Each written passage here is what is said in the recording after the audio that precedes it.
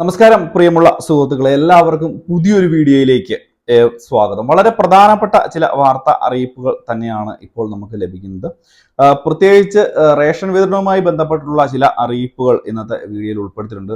കാരണം പലതരത്തിലുള്ള മാറ്റങ്ങൾ റേഷൻ വിതരണവുമായി ബന്ധപ്പെട്ട് വന്നിരിക്കുന്നു. കൂടാതെ തന്നെ ഇപ്പോൾ ചൂട് കൂടിക്കൊണ്ടിരിക്കുന്ന സാഹചര്യമാണ്. ഇന്നത്തെ ദിവസം പൊതുജനങ്ങൾ അതീവ ജാഗ്രത പാലിക്കണം.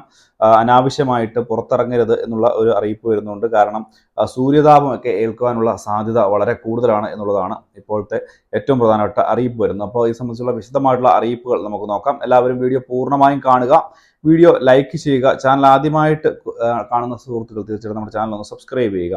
നമുക്ക് ആദ്യത്തെ അറിയിപ്പ് എന്ന് പറയുന്നത് സംസ്ഥാനത്തും ഇന്നും ശക്തമായിട്ടുള്ള ചൂട് അനുഭവപ്പെടും എന്നുള്ള റിപ്പോർട്ട് തന്നെയാണ്. 8 ജില്ലകളിൽ താപനില ഉയരാൻ സാധ്യതയുണ്ട് എന്നും കേന്ദ്ര കാലാവസ്ഥാ വകുപ്പ് അറിയിച്ചിരിക്കുന്നു. മാത്രമല്ല വളരെ വലിയ രീതിയിലുള്ള സൂര്യതാപം ഏൽക്കുവാനുള്ള സാധ്യത ഉണ്ട് എന്നും, അതുകൊണ്ട് അനാവശ്യമായിട്ട് ഉച്ചയ്ക്കുള്ള സമയത്തൊക്കെ പുറത്തിറങ്ങാതിരിക്കുക. 4 ഡിഗ്രി സെൽഷ്യസ് വരെ ആയിരിക്കും നിലവിൽ ഈ ഒരു ചൂട് കൂടുവാനുള്ള സാധ്യത എന്നാണ് അറിയിപ്പ് വന്നിരിക്കുന്നത്. പ്രത്യേകിച്ച് കൊല്ലം, കോട്ടയം, തൃശ്ശൂർ, പാലക്കാട് ജില്ലകളിൽ ഉയർന്ന താപനില 38 ഡിഗ്രി വരെയും, പത്തനംതിട്ട, ആലപ്പുഴ, കണ്ണൂർ ജില്ലകളിൽ ഉയർന്ന താപനില 37 ഡിഗ്രി വരെയും ഒക്കെ ഉയരാനുള്ള സാധ്യതയുണ്ട്.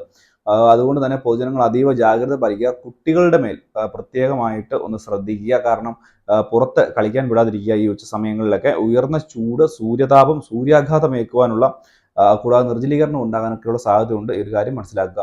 മറ്റൊരു പ്രധാനപ്പെട്ട കാര്യമെന്ന് പറയുന്നത്, നമുക്കറിയാം ഇപ്പോൾ റേഷൻ കാർഡുമൊക്കെയായി ബന്ധപ്പെട്ട് മസ്റ്ററിംഗ് ഒക്കെ നടത്തിക്കൊണ്ടിരിക്കുന്ന ഒരു സമയമാണ്. കൂടാതെ റേഷൻ വിതരണവുമൊക്കെയായി ബന്ധപ്പെട്ട് മാറ്റങ്ങളൊക്കെ വന്നിരിക്കുകയാണ്. ഈ പോസ്റ്റ് മെഷീനിലൊക്കെ ചെറിയ രീതിയിലുള്ള പ്രശ്നങ്ങൾ ഉള്ളതുകൊണ്ട് തന്നെ ഇപ്പോൾ 2 ഘട്ടങ്ങളൊക്കെ ആയിട്ടാണ് ഇപ്പോൾ ഈ ഒരു റേഷൻ ആനുകൂല്യങ്ങൾ നമുക്ക് ലഭിക്കുന്നത്.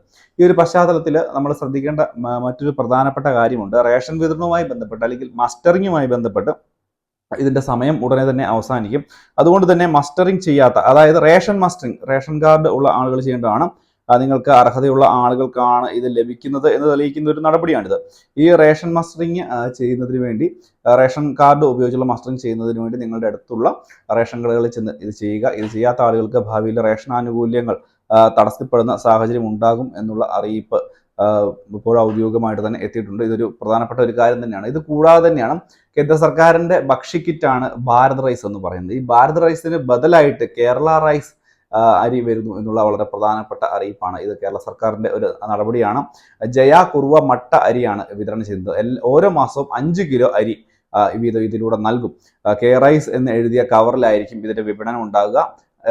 അരിയുടെ ഏത് ഇനമാണ് എന്നുള്ളത് അത് നിങ്ങൾക്ക് തന്നെ വാങ്ങുന്ന ഉപഭോക്താക്കൾക്ക് തന്നെ തിരഞ്ഞെടുക്കാം. ജയ അരിക്ക് 29 രൂപയും കുറുവ അരിക്ക് 30 രൂപയും അതുപോലെ തന്നെ മട്ട അരിക്ക് 30 രൂപയും ആയിരിക്കും വില എന്നാണ് കെ റൈസിന്റെ ഔദ്യോഗിക പ്രഖ്യാപനം. നാളെ ഉണ്ടാകും എന്നുള്ളൊരു കാര്യം കൂടി ഒന്ന് പൊതുജനങ്ങളൊന്ന് പ്രത്യേകം ശ്രദ്ധിക്കുക. വളരെ പ്രധാനപ്പെട്ട അറിയിപ്പാണ്.